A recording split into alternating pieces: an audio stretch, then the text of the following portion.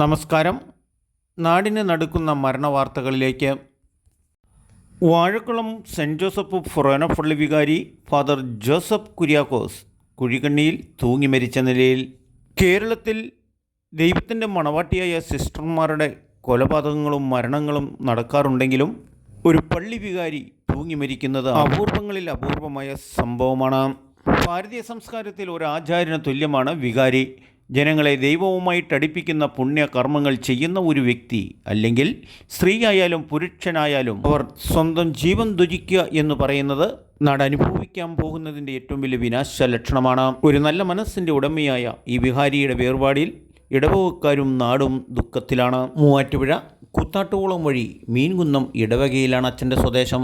സംസ്കാര ചടങ്ങുകളുടെ തുടക്കം കുറിച്ചുകൊണ്ട് ഇന്ന് വാഴക്കുളം ടൗണിൽ പൊതുദർശനത്തിന് വയ്ക്കും എന്നാണ് അറിയിപ്പ്. നാട്ടുരാജ്യ ന്യൂസിൻ്റെ ആദരാഞ്ജലികൾ.